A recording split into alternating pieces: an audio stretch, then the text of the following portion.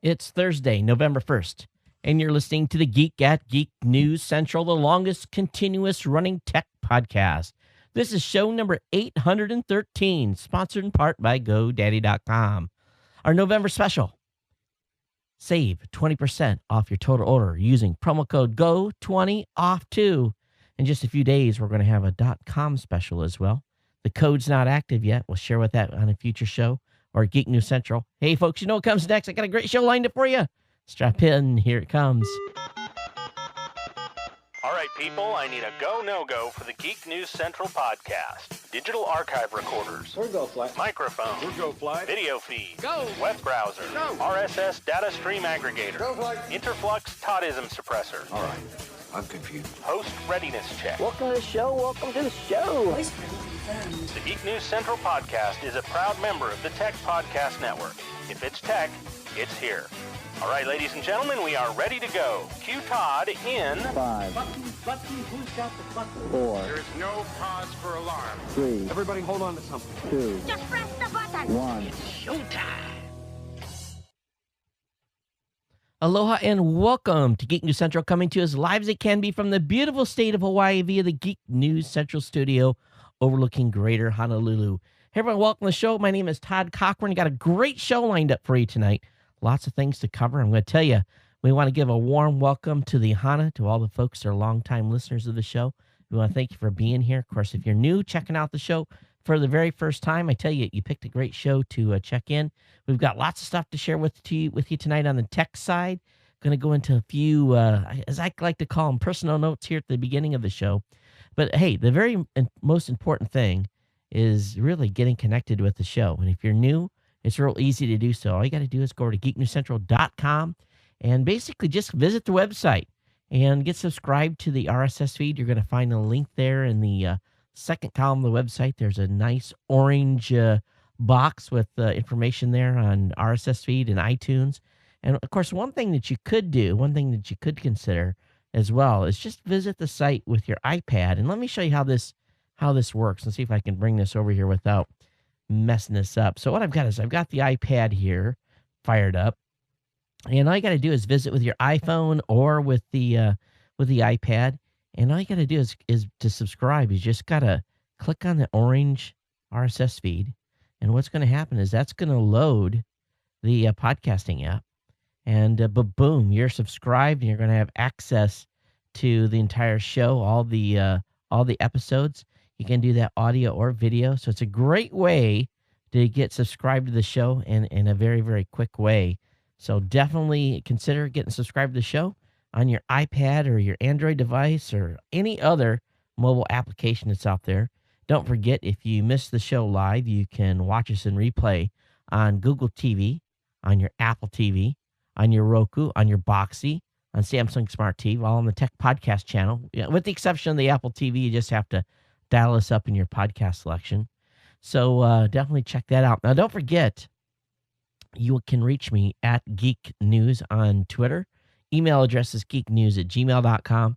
And our voicemail hotline, open 24 hours a day, is 619-342-7365. And we encourage you really to get connected up with the show as early as possible.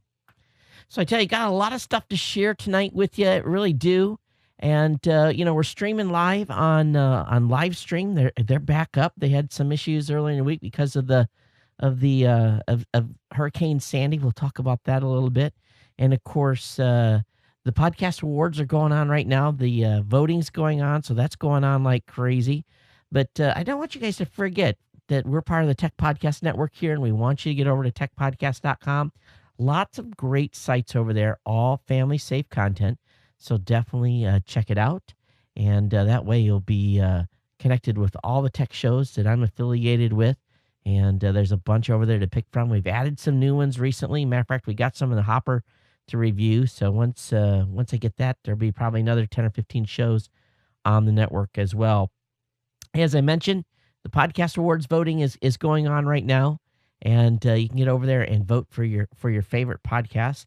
Basically the voting went live last night while I was sitting in a massive traffic jam, and massive it was. So Tim, our manager for basically the guy that manages the site. I called him on the phone, and he was barely awake. I said, "Put it on vote."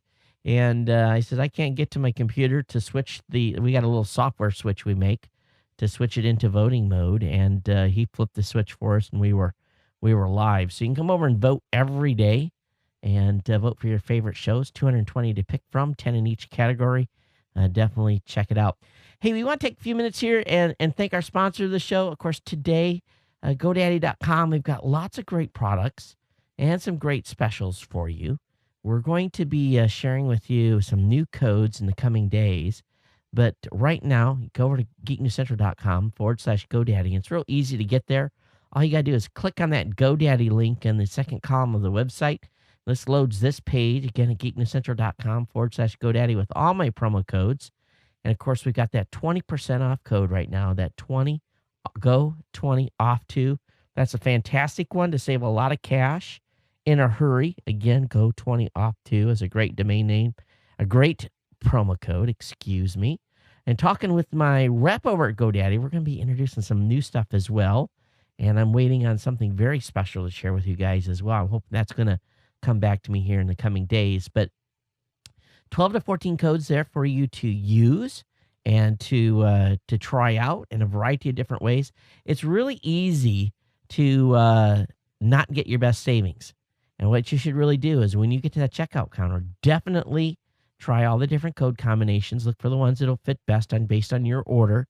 And that way you'll be able to save the most amount of money. We've got that Host 199, Geek 5, Todd 20, Todd ComSale 3, Geek Central, Aloha, Geek SSL 12, lots of codes, all do different things. Definitely check it out at geeknewscentral.com/GoDaddy. Or again, just follow the link on the main website and you'll find all the promo codes. So I want to thank GoDaddy for being a longtime sponsor here and taking care of us and keeping the lights on. And we hope that you'll support GoDaddy. I should mention here, it's the first of the month. It's here we're into November already. My gosh, where's the year going? And the sponsors, I'm going to tell you, I appreciate the sponsors. I really do. I've got some checks to deposit that have come in, and it really makes a big difference. Being able to support the show, support my family, and do things that we can do. I'm getting ready to put out a big chunk of cash. I've got this stack of papers here, and they're all for the basically the stuff for CES. And I'm looking here at the Smart City. Actually, one sheet's missing. My daughter must have dropped it when she handed it over to me. We'll reprint that. But we're looking at $6,700 for bandwidth for 4 days. We're looking at about $400 for power, all the furniture for the booth, and everything else that goes along with it, and then shipping and everything. It's just $10,000 to get to the show before we even do 1 ounce of live. So we're going to be having a planning meeting this coming Saturday with the team and look forward to that. Of course, we'll have a roundtable. A tech podcast network. Well, we're not having a roundtable this weekend. We're having a Saturday morning tech. Get my shows straight. There were too many shows in the hopper at this point. So lots going on in planning for CES. The team is solidifying. I think I know who our numbers are going to be.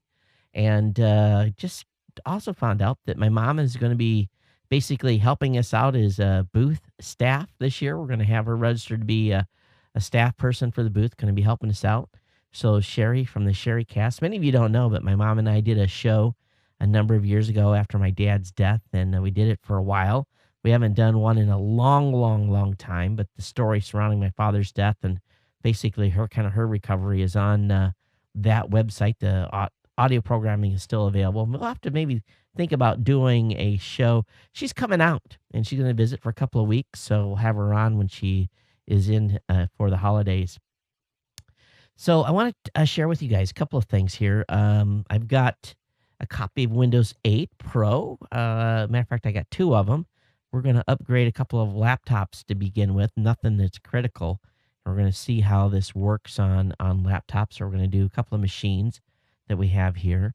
And I also was looking for a solution for basically my travel, being on the road and being able to have some lights. So I bought some really inexpensive mini burst lights or LED lights, and was able to get those on special. They were $160 each, which, when you come to pro audio and video gear, nothing is inexpensive.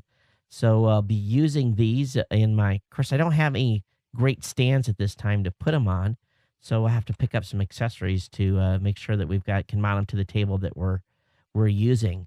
But we're going to be definitely using these on when I go to Texas next time to see if we can make sure to get enough background color to have good green screen coverage, no matter where we're at. It's always a challenge, and I've been really thinking about my portable studio and how that's working out. Good intentions, but it just has not executed the way I want it to, and there's a whole bunch of reasons for it, and a lot of it has to do with the interface and a non-ease of switching, and it can really cause me to, I guess for a better reason, get befuddled. But the folks over at Wirecast and Black Magic Design can't seem to get their act together and get these products tied together so that you can switch from one software interface. But that's, here and there. But we will see if they make any progress on that. But of course, tonight's show, we're pumping it out on a TriCaster. We're simulcasting on our live stream box and also on Ustream as well. Matter of fact, right now the live stream box is complaining about the internet speed. So it must be there's traffic being used somewhere in excess of what can normally handle. And I think I know what's going on. I'm probably pushing internet on a stream on 2 connections at one time. Yeah, that's probably exactly what I'm doing. It's warning me, and that's what happens when you have 2 networks going at one time. Now, which one is easier to kill?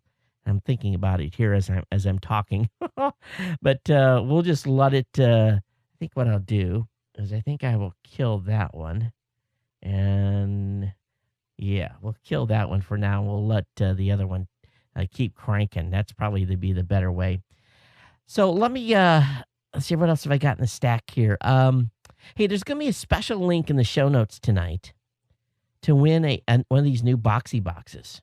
So all you got to do is look for the special link, and all you got to do is tweet. And it'll be a special link that'll basically allow you to tweet that you watch the show. And they'll have that link in the actual show notes. All you got to do is basically click on that. I'll have a special hashtag set up there so that you'll be able to just all you got to do is click and tweet, and you basically will be entered to win one of these boxy boxes. So we'll give that away on the next show when I'm in Texas. So one thing I wanted to demonstrate for you guys tonight, and I've really been blown away by the new features in GoToMeeting. And we'll talk about GoToMeeting here for a second. Then I'm going to do a quick demo for you. But meetings are essential really to the way we work, and we have an opportunity to share ideas, problem solve, and develop really some very good creative solutions when you're working together. But if your team's like mine, spread across some different locations, we have to work smart, and we use a great product, GoToMeeting with HD Faces. It's really a powerful and simple way to meet and collaborate online. And, I'm going to show you something here with the iPad, and how you can use GoToMeeting with HD Faces to actually do a meeting with your iPad, no matter where you're at. So really, it doesn't matter where anyone is located. GoToMeeting allows you to share the same screen, making it easier for everyone to be on the same page. And with the built-in HD video conferencing, you can see each other's face, and really it's amazingly easy to join a meeting from anywhere using a computer, phone, or even a tablet. And now you can present with your iPad. So what I want you to do is you can try GoToMeeting for free for 30 days. And for this special offer, visit gotomeeting.com, click on the Try It Free button, and use the promo code podcast. Remember, use the promo code podcast. GoToMeeting. Meeting is believing.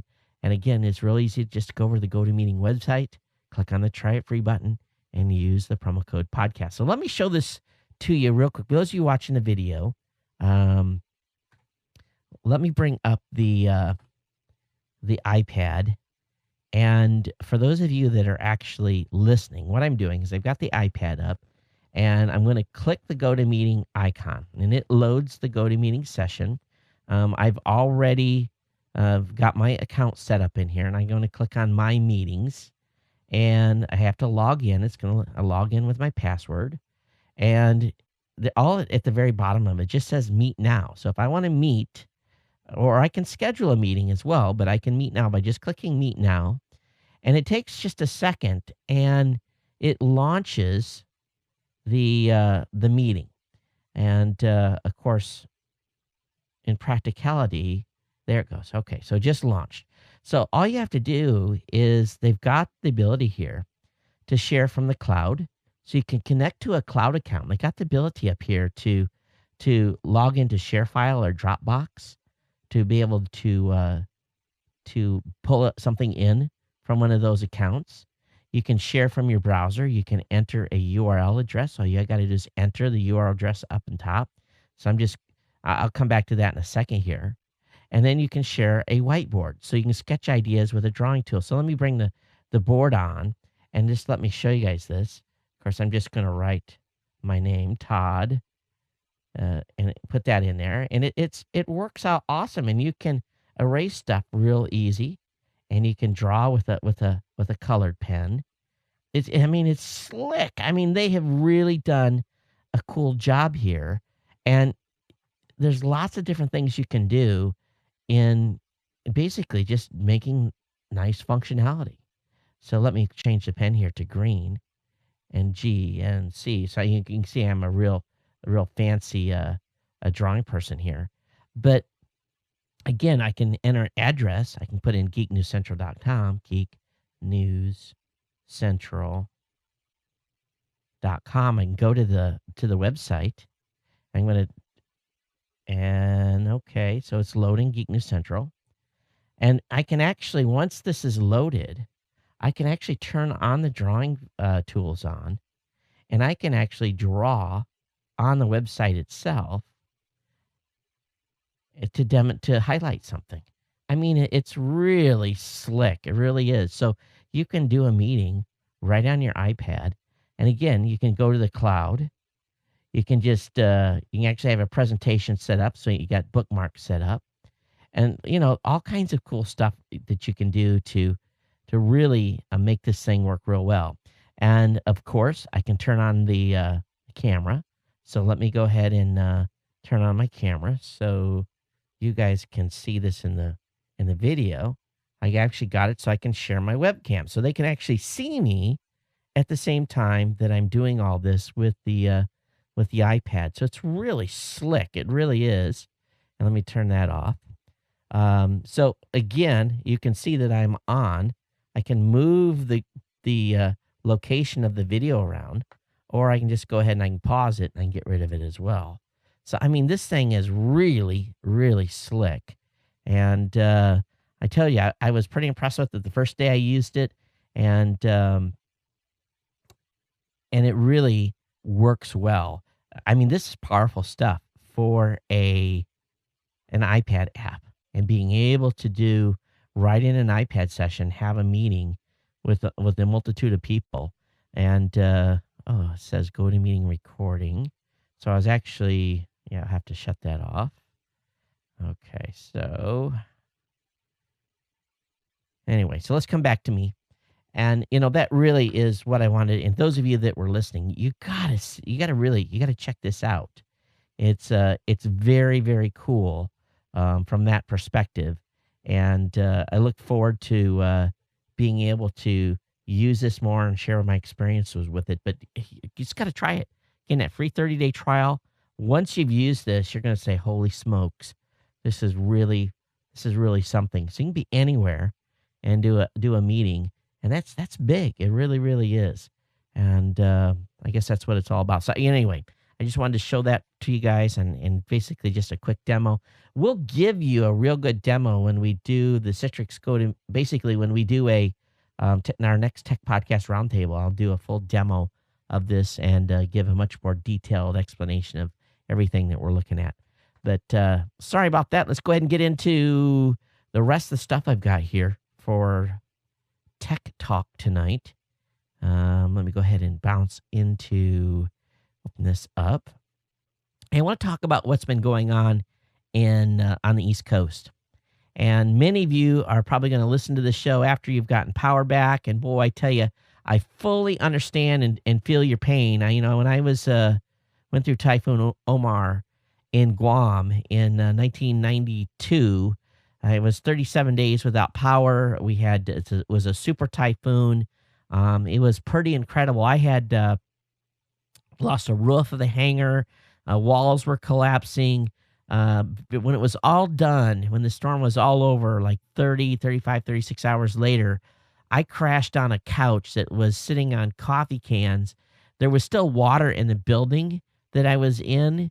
And basically the couch was high enough off the ground that the coffee cans didn't kept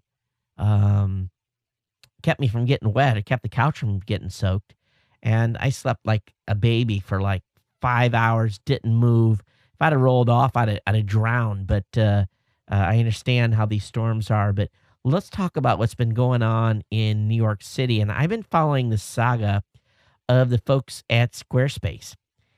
And they have essentially been doing a bucket brigade for the past couple of days to keep fuel in their generator. They've had to hump as much as 40 gallons of diesel fuel an hour up 17 floors to get it into the tank that has been feeding their generator.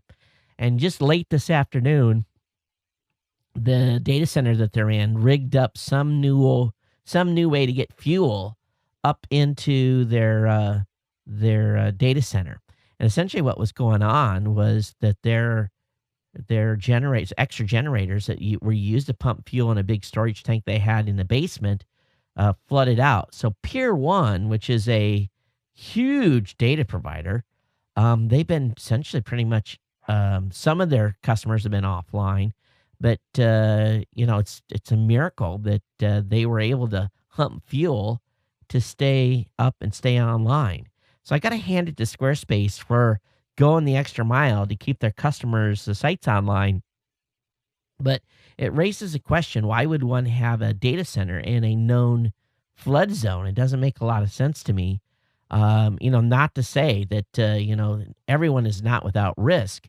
We had an Amazon outage over a week ago that really made us sit back and think about some of the things that we were doing and spreading, basically trying to spread the love around and make sure that we had a better recovery plan. Our critical services stayed online, but we had to bring down some of our services. But, so Squarespace, they've been able to stay up and stay online. But everyone hasn't been as fortunate. Gawker, Huffington Post, and a variety of stuff. Let me see if Gawker's still online today or offline. If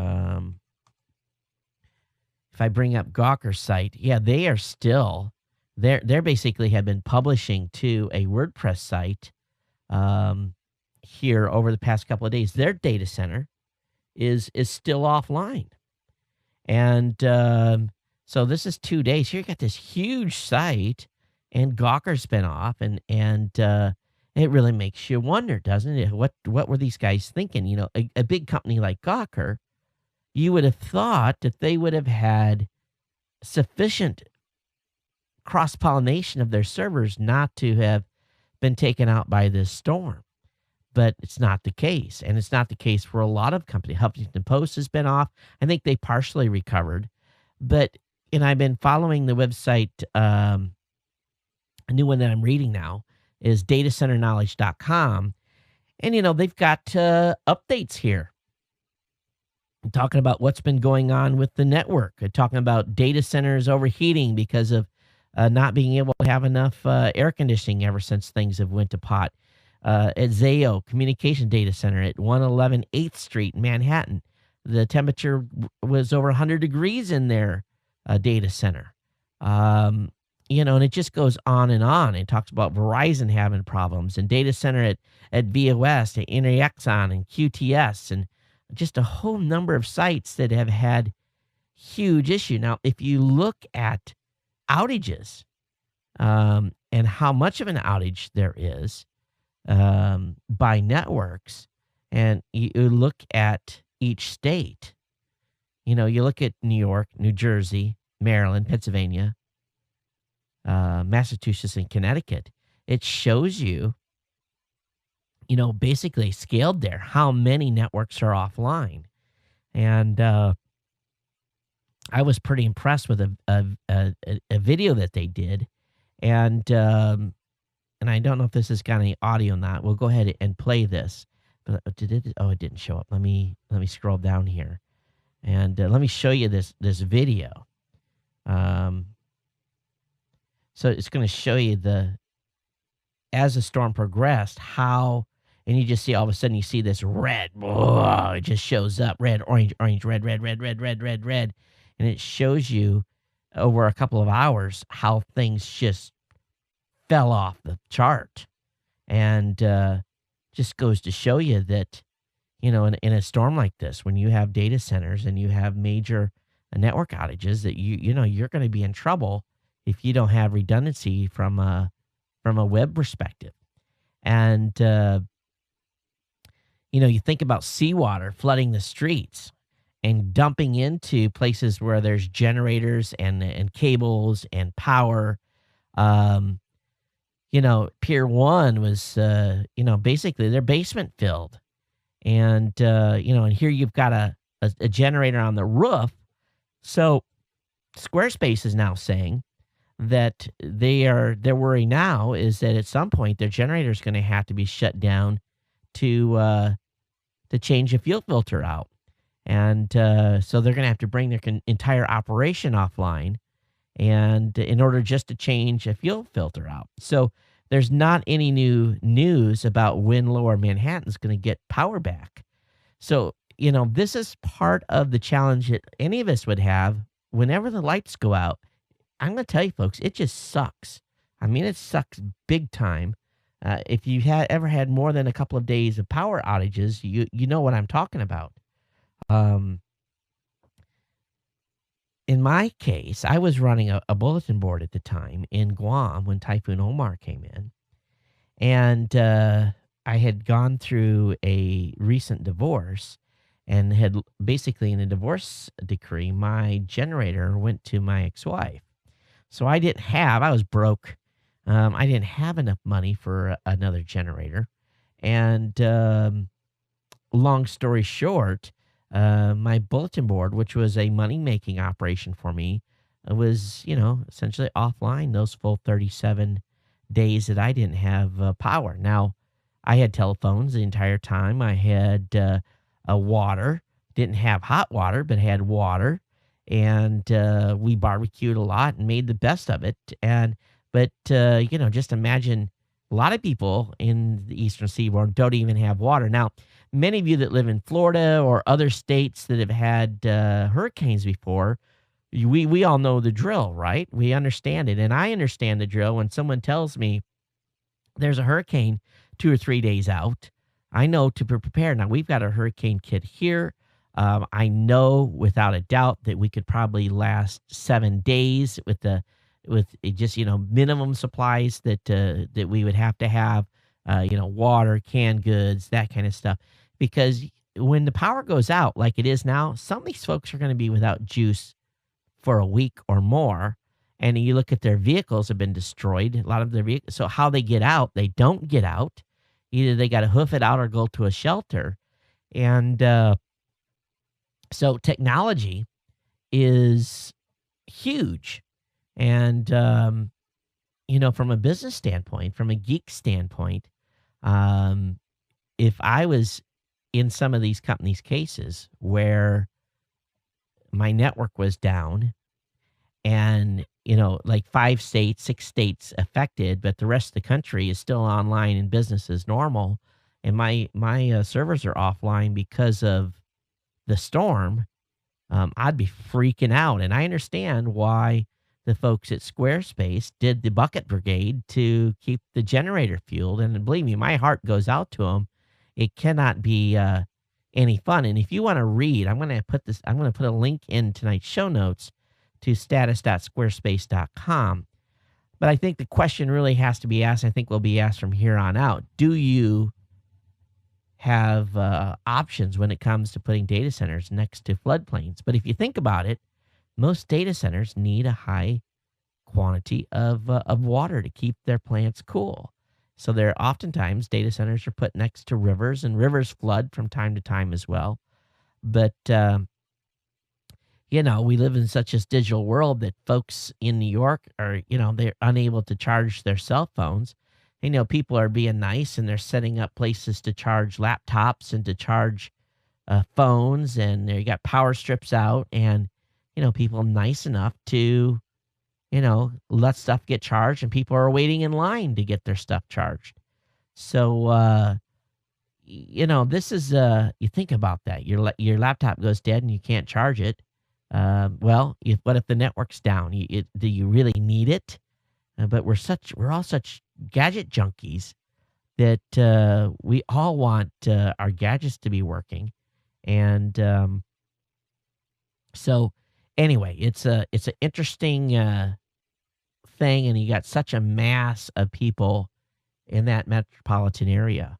Millions of people are being affected, and everyone's being nice right now. But I'm going to tell you, if it goes on very long, there's going to be a lot of pissed off people. People's patience run out. People expect things to work quickly. They expect things to come online quickly. They don't want to wait. They don't want to 37 days with the power being out is unacceptable to most people. More than a couple of days is unacceptable. But when you don't have power, you don't have gas, you don't have, you can't get gas out of the gas pumps. It's just a cascading effect of things that are happening. Someone's got something in the chat room here. It says, and this is kind of off topic. He says, as a person with a blog talk radio podcast wants to get better without a ton of money, what are your feelings about using a 3K audio box for that? A JK audio box? Okay. I really typically don't answer at this portion of the show, but I'll say on the JK audio boxes, they're kind of cheap and they don't do a real good bridge. If you want to buy one, the best one to buy is a Telos. But why do a phone bridge? Why don't you do it via Skype? Skype quality is pretty awesome from being able to have guests call in and that kind of stuff. Have your guests call in via Skype. Stream. You can stream audio relatively inexpensive and high quality. I've got an audio stream running right now on this show and a video stream as well. But if you do an audio stream tied to if you want people to call in, you have a Skype line that people can call in. That way you're guaranteed you're going to get fantastic audio quality. Very few people are doing anything with telephone stuff. Now I've got in this studio, and let me switch it here, and back here behind me in my audio rack, I've got two Telios bridges that probably has been a couple of years since I've used those, because everyone calls in now on the Skype line, and you don't have to have big fancy monitor. If you're just doing audio, you can just have a laptop sitting on the side tied in.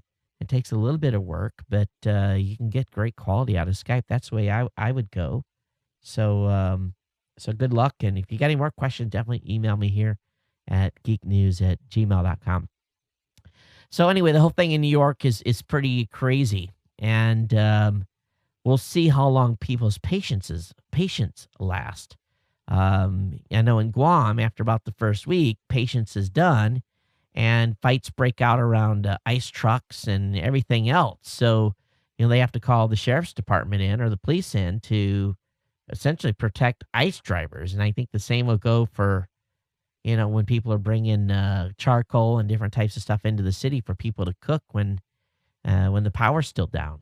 And one thing too, and this is something for just to keep in the back of your mind, all of you, if you ever get into a situation when you're in a national disaster like that, or a natural disaster, and your juice goes out, go to your main circuit breaker in your house and basically disconnect the main power. You want to be disconnected from the grid so that when the grid does come back on and it's doing this, it's waving as it gets stabilized, you don't want those waves being affected into your home electrical grid.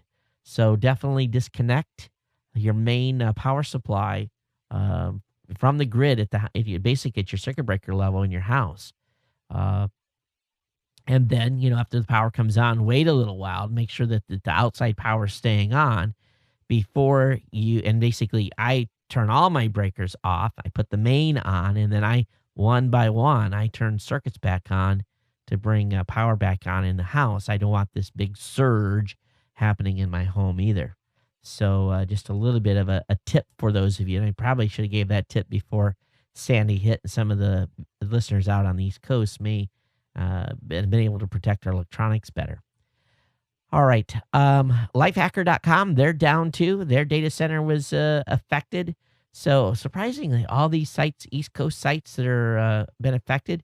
I was doing data center watch here. I was watching the Amazon site real close for all of our services at Raw Voice. Of course, Geek News Central is running on a GoDaddy server out in Des Moines. I don't think I have to worry about floods there. I may have to worry about tornadoes. But Des Moines and in Phoenix, I believe that's where most of the data centers are for GoDaddy.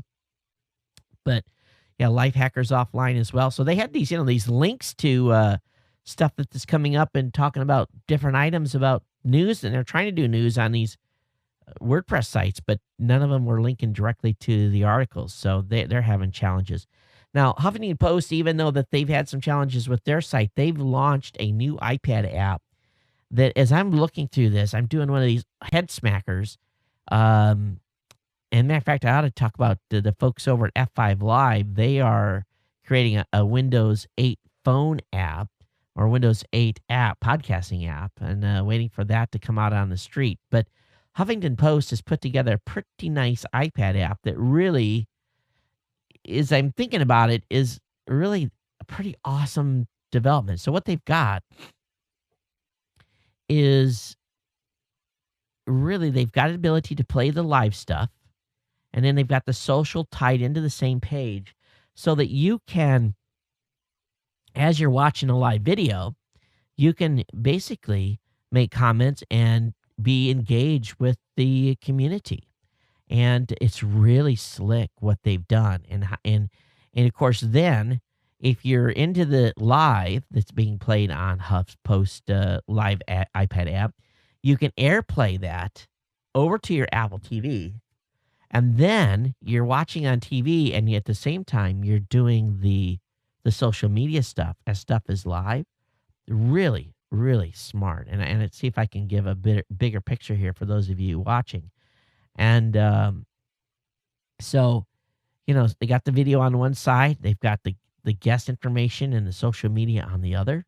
And then, of course, once they switch it over to AirPlay mode, then the app really just lets you right there make comments and put stuff to the variety of different social media sites, whether it be Facebook, Twitter, or whatever. Pretty slick. And I'm going to definitely, and of course, I've just read about this tonight. I'm not necessarily a big Huffington Post website reader, but I'm definitely going to be checking out their app. And I can guarantee you, from what I've seen, this looks like the way to go in building a cool app for one's website and for people that are doing live and replay stuff. And I've also been investing in some, not investing, but looking at some new software to do replay here. I don't want the TriCaster running 24/7 when I shut down. Playing with the Wirecast application to try to do that as replay, but not super pleased with this playback function. But I did find some other stuff today, so may have a new solution to do 24/7 playback, and not necessarily here. May have the data being replayed from a different location where we're closer to the ingest point on the streaming sites. All right, so there's the folks over at GigaOM did a review of the new Boxy TV, and first impressions are not bad. And this is going to be sold at Walmart, and you'll be able to pick it up off the shelf. It does require a $9.99 a month fee. It's a no limit DVR. It does get over the air TV. So it does have some cool features. And of course, it's got all the different apps that Boxy has. So he says it's not a bad implementation. And I'll have the link up in the show notes on this. You'll definitely want to check out this review. I'm going to get one, and we're going to give one away. So again, that link in the show notes tonight. All you got to do is tweet, and basically through that link, and you'll get in the running for this new Boxy TV that I'll give away on the next show. So tonight I read something, and I really wanted to try to stay from getting political, but Facebook had censored something that Navy SEALs put online. And I'm not going to talk about the specific topic because it's all over most of the talk radio and some of the cable networks. But the Navy SEALs put something up on there. And essentially after that, Facebook censored the post. And it was kind of political in nature. And a lot of people are pissed off at Facebook saying that they are censoring viable news and information that's trying to get out. And it really makes me wonder here why Facebook would censor specifically the U.S. Navy SEALs message that was put online. And, I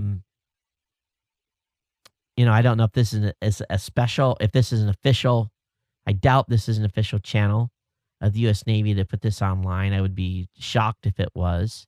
So it may be some organization, but the meme has went viral already because of Facebook taking it down. Probably would have never been seen, but it kind of surprised me that Facebook would take anything offline.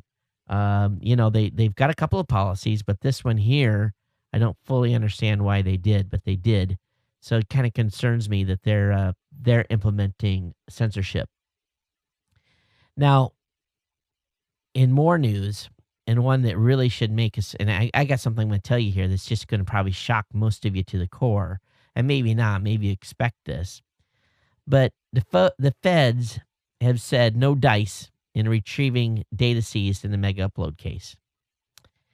And they basically say, no, it's not going to happen. They put together some tenets of what people would have to do in order to get access to their media. And this is what they were putting forth to the judge. But more brazenly, the government has basically took it upon themselves and admitted that they had accessed Kyle Goodwin's Mega Upload account, and they had reviewed the contents of his files on his Mega Upload account. And this is a pretty frightening step, invasion of privacy here, where they have actually went in and looked at the information on this guy's, and they're not going to give it to him, but they've looked at it. And then they've used that information in the actual court case to try to discredit Kyle Goodwin. So basically, they said, remember, this is a guy that does, he's got a high school sports network. He does videos for high school sports teams and does live streaming, that kind of stuff. But when they looked at his account, they said that there was some additional data in there that he didn't own the copyright to, or they allege that he did not own the copyright to. So the government did not have a warrant to specifically access Kyle Goodwin's data.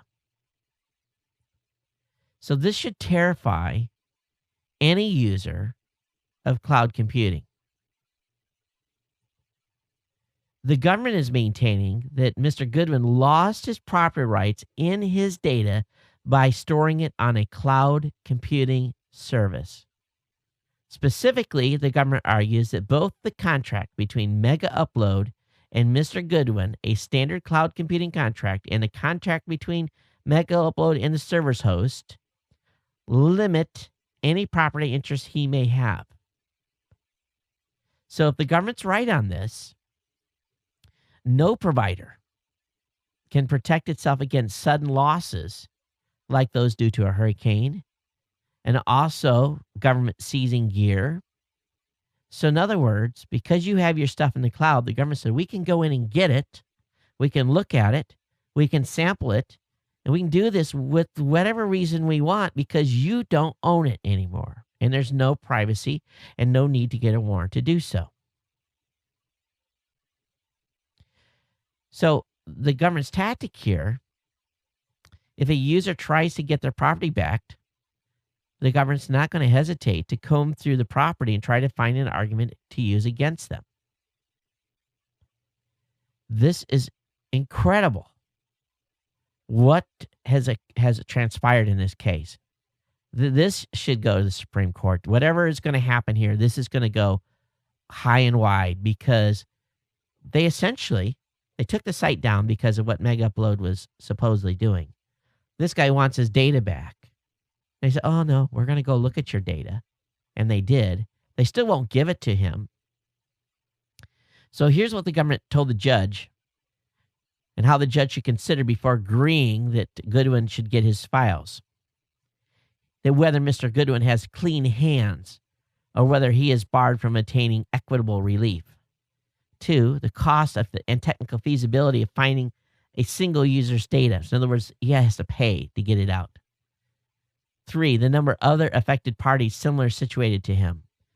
Number 4, how, if all, the government can prevent the return of infringing materials and other contraband from the server.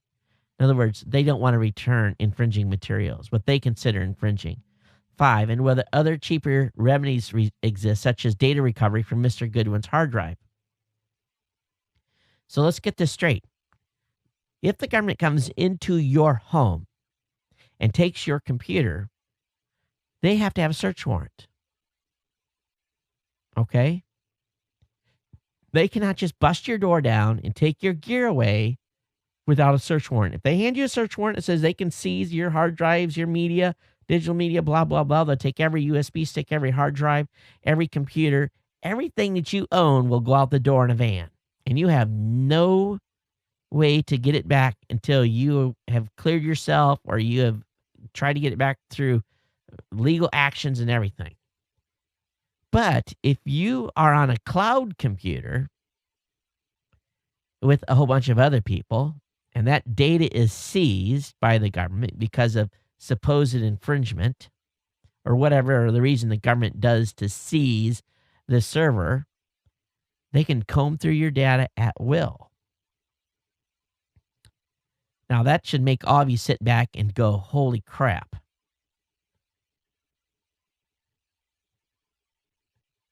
It really should.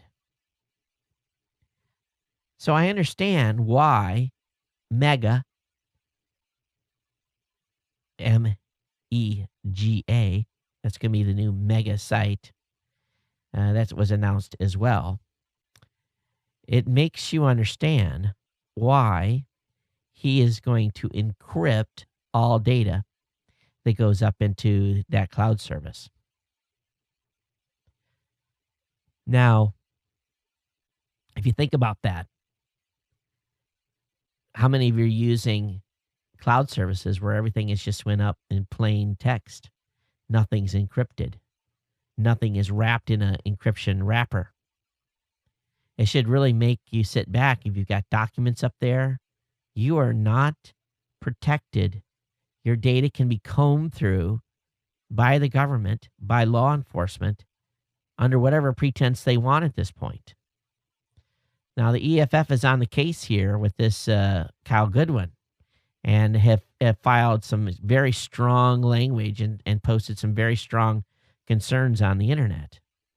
But I think all of us can really sit back and go, when we think about what Meg is doing and encrypting any media that is uploaded to his new service that will launch on January 20th. It makes you think about using a service when it comes out. Because if you've got stuff on Amazon, if you've got stuff on Dropbox, if you've got your stuff on any other service out there. And again, it's just, I'm not trying to hide nothing, but here's the deal. It's just the fact that we have certain inalienable rights that are absolutely being stomped on, and privacy is non-existent in the digital world as far as Uncle Sam is considered, at least in this instance. But this is scary stuff, and we'll see where this leads. We will definitely be watching how this judge rules, and we'll see where this data issue goes. But it should really make you think of what you send to the cloud and how it's sent. How many of your encrypting data you're sending to the cloud? I bet you not a lot. I know I got a lot of stuff that's not encrypted upon the cloud. Word docs, PDFs, that kind of stuff. Never had the need to encrypt something, but it makes you go, Now, they can still demand that you unencrypt stuff. They come into your house, kick your door in, you've got stuff encrypted. They can say, give us the passcode to unlock that. And, if you don't, you likely can be hauled off for contempt of court and put in jail. So, that instance. But if it's digitally up there, I think they would not be as inclined. So they can't have their cake and eat it too. So if they're going to, if they're going to say you don't own it no more and it's encrypted, I don't have to open that up. I don't own it no more. It's, so, it's just going to work two ways. But we'll see. We'll see where this leads. The next thing is pretty disgusting. And if you get an email from isanybodydown.com asking for some money to take pictures off a website, you are being strong-armed. And I've got a pretty sick site here. Essentially, what's going on is someone is taking pictures, primarily adult pictures, and putting them up on a website, and then sending through another site a shakedown message saying, hey, we see your pictures over here. For $250, I can guarantee 100% that these photos will be taken down. And surprisingly, the data on both sites and the information about both domains is apparently from the same person and not necessarily a lawyer.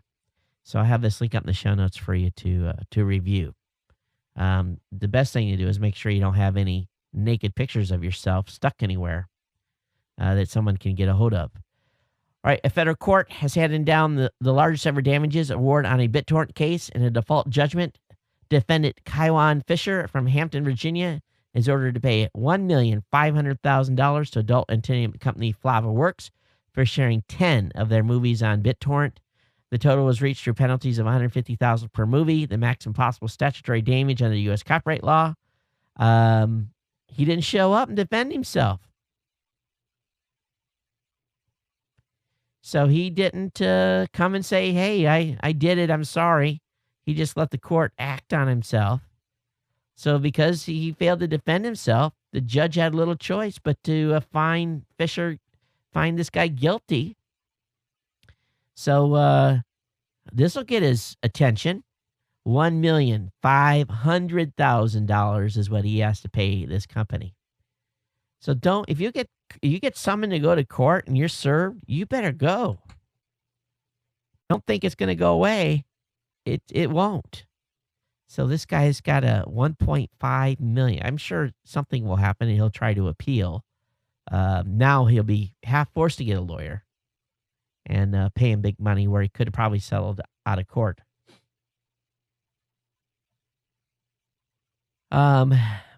uTorrent listeners to Reddit after backlash over toolbar installer.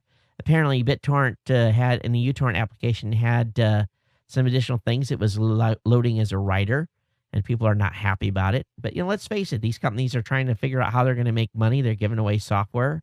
They got to figure out how to make some cash. So that's why they're providing some of these additional applications and changing default functionality on certain things.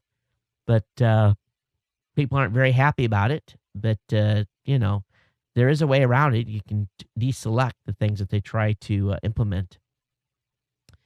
A link pirate, yes, a link pirate was sentenced to pay $13,000 to the NBA, NFL, NHL, WWE, and TNA. Earlier this year, U.S. authorities had arrested Yanjo Kuro of Comstock Park on suspicion of operating several websites that linked to unauthorized sports streams. Following his arrest, he was detained for more than 9 months. He has now been sentenced to time served. He's been deported to his home country. In addition, the site admin has to pay restitution to 5 major sports leagues, totaling $13,000. So, interesting here. And so this is a first verdict against an operator of a sports streaming site and sets the bar for similar cases in the future. So if you're basically streaming video, sports programming, stuff that you're not supposed to, you will go to 9 months he spent in jail. And he's not going to get that time back. A lot cheaper to pay the $13,000, but I guess he couldn't get out of jail. All right, a little bit on the browser scene. Firefox has dipped below 20%. Chrome has fallen in percentage. Internet Explorer has actually made gains. So that's new info. So right now, let's look at the data here. Firefox 17.87, Chrome 16.58, Safari 10.87, Internet Explorer 48.48. Pretty amazing to me that many people are still using IE by default. Worldwide desktop browser market share. This is worldwide 54.1 for Internet Explorer, 19.99 for Firefox. Chrome is at 18.55. As you can see from the line I'm showing up on the screen right now, and those of you that are listening, basically Firefox and Chrome have both seen declines while IE has started to climb again. And of course, the mobile browser market, Safari Mobile 60.3, Android browser 25.95, Opera Mini 8.24, and everyone else falls below that. But Safari's dropped off. Android is on the upswing, and it looks at Internet Explorer version adoption. Less than 10% are using IE6, where a majority of the folks are using IE8 or IE9.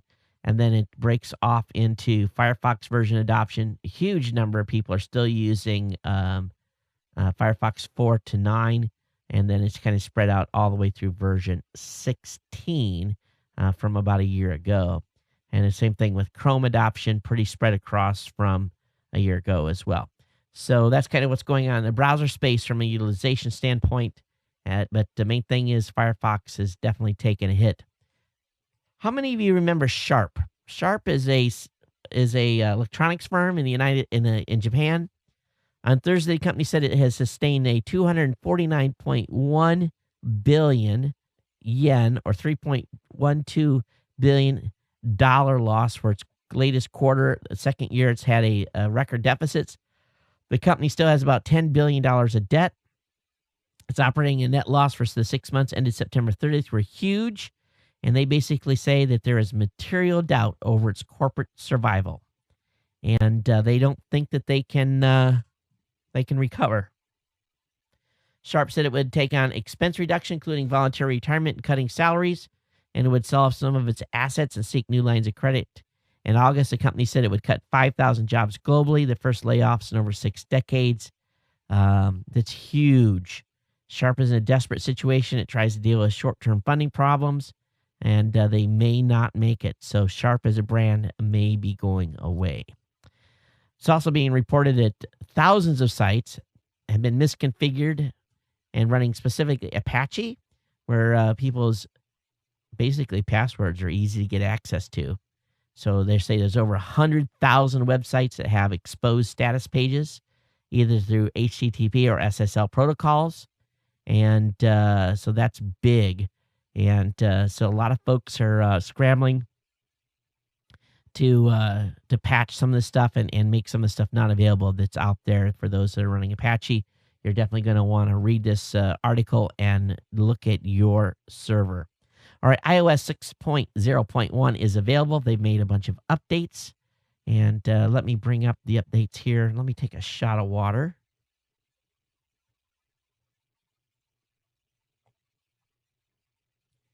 Okay. They fixed a bug that prevented iPhone 5 from installing software updates wirelessly over the air. I think that was happening to some iPhone 4 phones as well. They fixed a bug where horizontal lines could be displaying across the keyboard. They fixed an issue that could cause camera flash not to go off. They've worked on the Wi-Fi stuff. They've resolved issues that prevents iPhones from using some cellular networks in some incidences.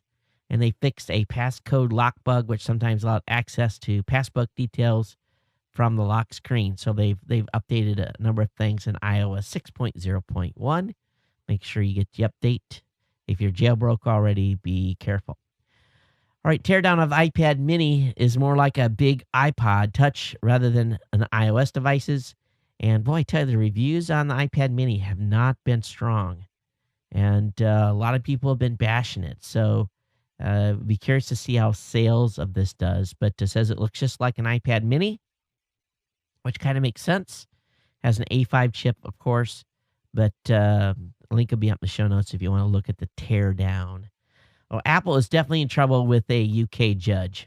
Remember, we talked about Apple using a real snarky, yes, we're sorry, Samsung type of a letter. Well, a UK judge was unamused by Apple's interpretation of the order requiring the company publicly acknowledge that Samsung didn't copy Apple's designs. On Thursday, the UK court of appeal gave Apple a slap on the wrist and said, you're going to redo this. And Apple now has 24 to 40 hours to post an updated statement. And so maybe this time with a little less snarkiness. But the judge was not happy at all and pretty much blasted them double barrel. And long story short here, they tried, but they got in trouble. All right, another article here talking about Android tablets, where they're sitting in the market share. They're saying that Android tablets have got about 41% of the market share right now, which is pretty surprising considering how iOS tablets have been selling. So that basically gives you a major shift here, where iOS tablets were at 64 now down to 57%, and with 41% being Android and the rest made up by everyone else. So a little bit of a move here. And of course, if you go into any store, you see just a line of Android devices. I was in a Costco today, and they have all the new Windows 8 machines out, a lot of tablets. I was playing around with some machines. And but anyway, kind of cool. All right, let me see here. Google outage. Well, I guess Google had an outage. I want you all to think about this. What would happen if Google, Gmail, Drive, Voice, and all the other services that many of us use on a daily basis went offline? Would it be just like losing power? Would you be able to continue to do business? And some things I do, I wouldn't. I'd be stuck. I'd have to recreate spreadsheets and stuff. A lot of stuff we have is just up in the cloud and only in the cloud on Google Drive. And it really made me think a little bit about that. And maybe we're going to work on pulling stuff down. There's some services that do that back that up. But imagine if your whole organization relied on Google Apps and all the other services that go along with it. But there was about a 10-minute outage a couple days ago, and people definitely freaked out about it for sure. Let's see here. The folks over at Mozilla have put together a huge HTML5 article. And if you're a web developer, if you want to see what HTML5 is capable of, you're going to want to read this article. I'll link it up in the show notes. It's called HTML5 Myth Busting.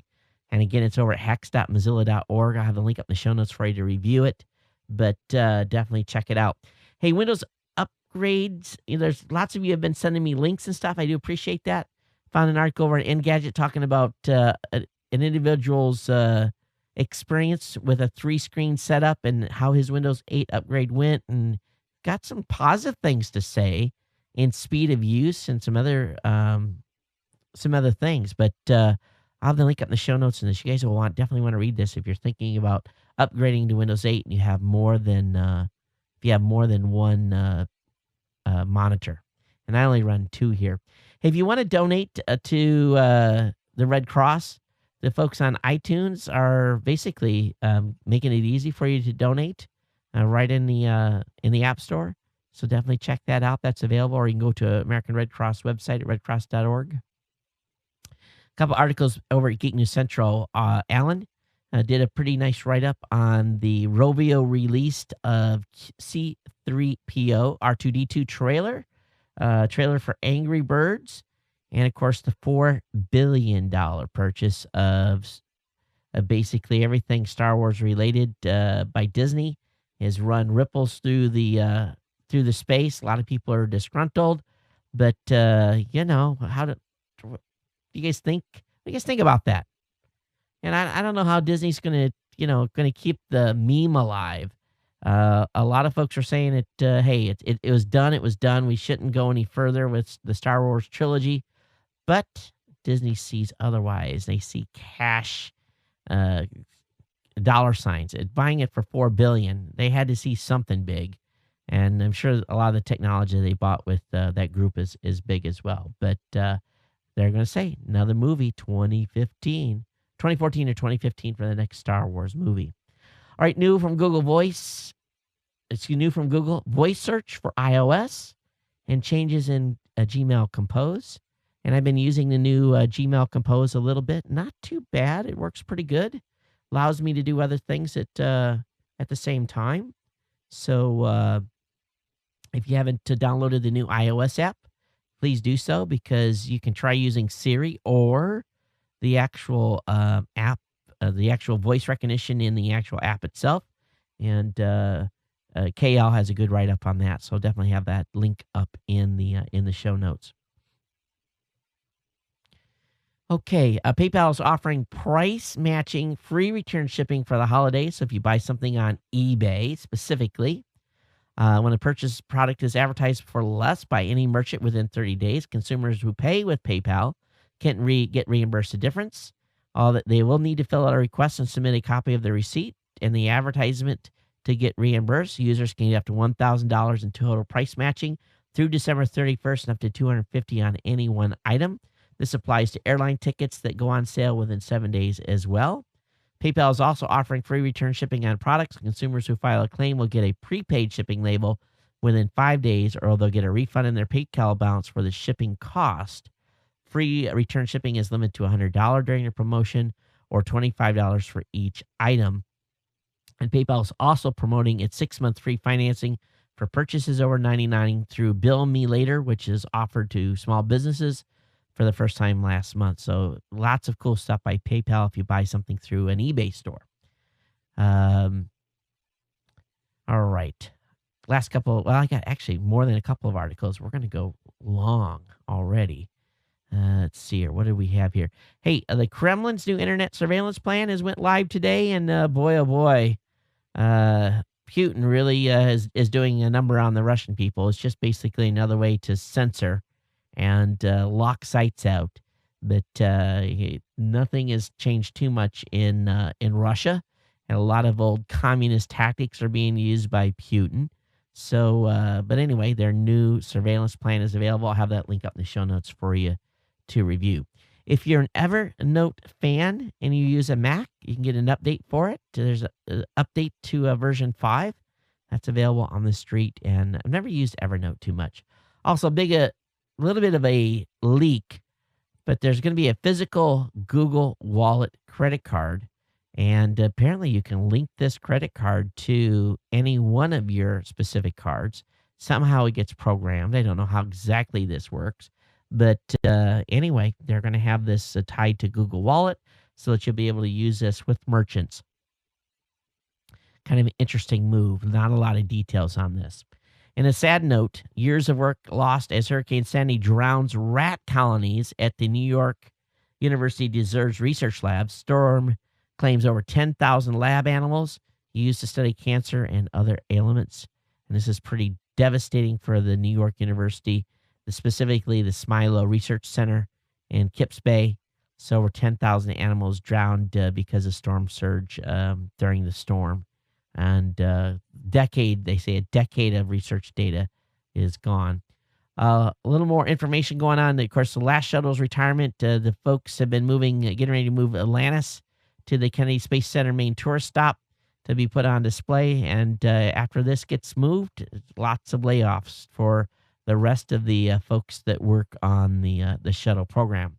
For those of you that love very stylistic stuff, there's a very cool. It's from a company called 12 South. They've introduced what's called the High Rise for MacBook stand, $70. Pretty nice, pretty standard brushed aluminum look. So if you want to get your Mac off your desktop a little bit and up a little higher, this is a nice stand. It's available. Again, it's High Rise for iMac, and I have that link in High Rise for the MacBook and for the iMac. They have a product as well. If you're wanting to check the battery condition in your laptop, they've got a new app out there to do that. I have a link up in the show notes that shows you how to get that installed and do that. Article by CNET as well. If you're a WinZip fan, WinZip 17 is available. It's adding some features where you can send stuff up to the cloud, and there's also social sharing features. I don't know why I would need to do social sharing using WinZip. It doesn't seem to... Seems like kind of like a dumb feature, but I haven't used WinZip in years. Well, if they'd had a couple more years, they say they may have been able to block the water that was basically flooded the tunnels in New York City. It's an inflatable 35,000-gallon subway plug. It's an actual, basically, it's a plug that fills up with water, and it basically... goes right in the subway line, and it stops water from filling, basically acts as a dam. So it's not quite ready, but this project started in 2007 as a way to be employed for terrorist attacks on main infrastructure, and it's not ready for prime time yet, but they say this probably would have saved New Yorkers a bunch of time pumping out the tunnels. All right, I'm sure all of you have heard this Korean hit Gangnam Style. I got two kids around here that can sing the doggone song. They don't speak any Korean, but if you're into it, you can get a Opa Gangnam Style USB drive and put that, have that in your pocket and put on your desk. So nothing like great merchandising, right? Right, over on Ogismo, how many of you like the feel? How many of you remember the old paper typewriters, the old school ones? Well, you can now buy a USB typewriter. Basically, it's using some of the same functions that was in the old days, but it's all tied in so that you now it just goes right on your screen normal. Again, this is... probably something that you'd keep on the shelf as a gag, but you can buy one for $699. Link will be up in the show notes. Gotta love all these custom ice cube trays. And if you like, get a portable companion cube. So these are available. This is kind of cool for a few bucks, $13. You can get a tray that makes a tray of 10. So, I always kind of looking for this kind of stuff for like parties and stuff, especially people geek out. A lot of fun. Okay, I guess let me look here. Is that all I've got for tonight? Yeah, that's it. That's all I've got in articles. But let me see what I've got here in email. And those of you that have been watching live, thanks for hanging out with me here tonight. So, got an email here from Dan. He says, "Hey, Todd, here's his link to you." He says, travel tips that unlock that old iPhone for overseas use. So he's got a link for me there. I'll check that out. Got an email here from Jack. He says, "Hey, Todd, click on this link." This is a voicemail. So let's see if this will work here. I haven't previewed this, Jack. All right, let's go ahead, and I think we're going to be able to hear this. Let's play this. Hey, Todd, this is Jack from Texas. Hey. I wanted to follow up on your Windows 8 comments for Show 812. I understand and agree with most of your observations on Windows 8. It's not intuitive at all, and it's very different from any other operating system we've ever had. The search issue, for example, is actually a prime example of not intuitive. On Windows 8 Pro, just start typing when you're on the Metro screen and you will see the search results as you type. I suspect Surface is somewhat the same. Now for the pictures and contact issue you had. Over the years, I have uploaded some of my vacation pictures and contact information to my Microsoft Live account. On initial install, when I was building my Windows 8 machine, it wanted me to sign into the computer with my Windows 8 Live account information. When I did this, all of my pictures and contacts were synchronized with the computer and my Microsoft Live account. And there they were on my computer before I touched anything. Kind of nice, actually. And you can do this with any Windows 8 system. Now, the Windows 8 Surface RT is a different animal. It's not an iPad nor a Windows 7 replacement. That's now, Windows true. 8 Surface seems to me to be the next step beyond the iPad for use by people that want to create or update a Word, Excel, PowerPoint document. And just like the iPad or any pad device, you can check your email, Twitter, or Facebook. Surface, I believe, you can also remote desktop into a PC or a server. That's kind of nice. You mentioned the desktop view. The Windows 8 Surface RT is not supposed to have a desktop. Hence, it will not run Windows 7 applications like Quicken, TurboTax, or Photoshop. Now, I've been using Windows 8 Professional Release Candidate for the past 4 months and have a few observations. Windows 8 Professional is intended to eventually replace Windows 7. If you have Windows 7's application, it will run on Windows 8 Pro. All of my Vista and Windows 7 applications run unmodified without a problem. Now, Microsoft has taken this Tile/Metro interface to the next level. For example, I installed or downloaded and installed a Windows Server 2012 Essentials release candidate, and it has the same interface. I had no problem installing and maintaining a server with this interface. There's only a few options that you really need to do, or a few applications that you really need to do. They pretty much a Swiss Army knife of options on each of those applications once you start them. So almost everything you want to do, you can do right there. Now, I have seldom had any issues with this interface, but then I haven't used Surface. I have grown very comfortable with Windows 8 and find that, in fact, I seldom use the Metro interface at all for a couple of reasons. One, all of my applications are full Windows 7 applications, and these run exclusively on the desktop. Then the other is the lack of Metro apps that I really care to use. I see the Twitter or the Facebook count or the email count. That's fine. Or the weather, the temperature goes by. Those are nice, but no reason unless I'm just doing nothing else. That's up there. It's kind of nice, but distracting sometimes. Microsoft has done a very poor job of explaining just what the Surface is and is not. I had hoped for an intro video to explain this, but for reasons known only to Microsoft, they did not. For this reason, I think Windows 8 Surface RT will be a big headache for a lot of people until they figure out what it can and cannot do with these Metro systems. I hope this helps. Good luck with your Windows Surface. You take care, and I will see you at CES 2013. Bye now. Hey, Jack, thanks so much. And I'm actually coming out your way, man. So maybe we can do some dinner in about a week. So those of you that don't know, that's Jack, the TriCaster operator, Jack, the cameraman, Jack, the jack of all trades. And Jack is one of our team members that come to Vegas with us and work with us, and an integral team member here at Geek News Central.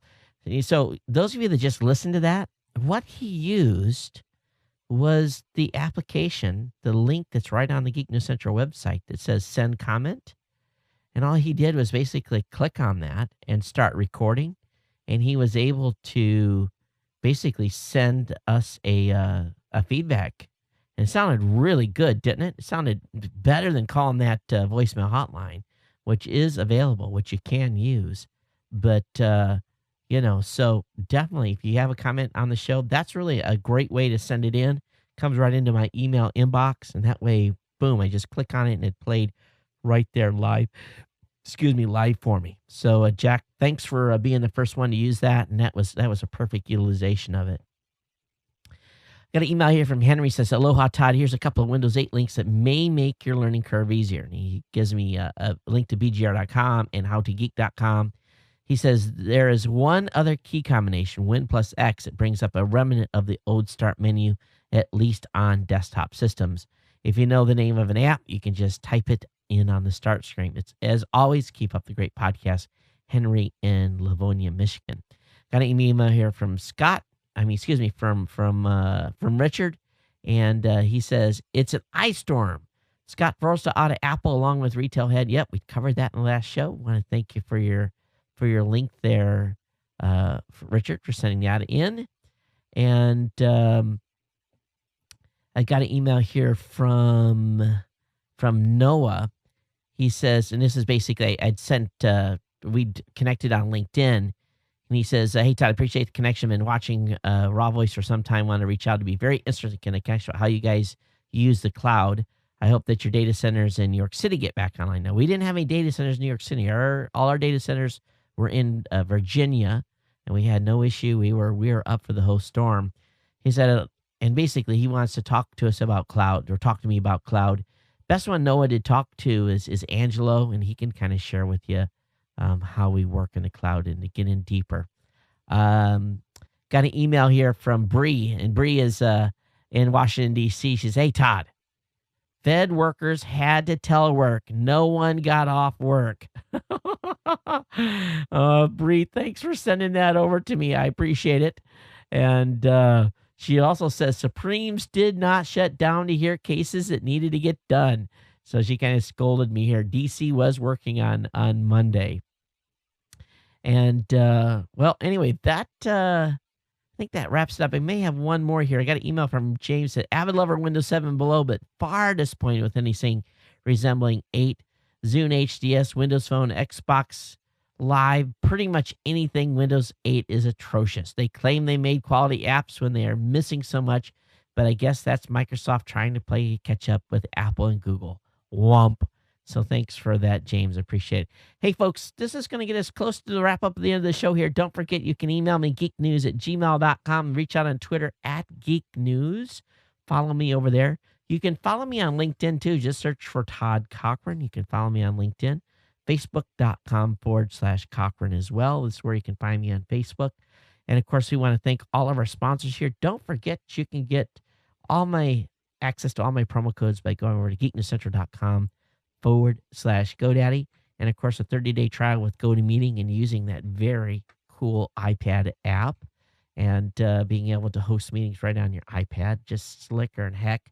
So definitely give that a try. GoToMeeting.com and use the promo code podcast when you click the try it free button. Okay, that wraps me up. Thanks for being here. We're definitely long, but it is what it is. And I hope you guys enjoyed the show. It's been my pleasure to bring it to you. Next show will be Saturday Morning Tech with some guests Saturday morning, and then I pack up and I load out, and I'm headed out for one more week of travel, and then I'll be here, I think, through probably the end of the month. But thanks for hanging out with me. And if you're on the East Coast, you got your power back, tell us how bad it was. Let us know. Let us know your experience. When you got back online, how the connection was. We want to hear from you, our East Coast Ohana. And we pray that all of you are safe and sound, and we hope that you're staying warm and you did not sustain too much damage. I'm waiting to hear from Andrew. Andrew, are you out there? He's in New Jersey, right across the river from Manhattan. So Andrew is right in a major strike area. So I want to hear from Andrew. Hopefully he'll check in. Other than that, everyone take care. Thanks for being here. We'll see you next time. Aloha.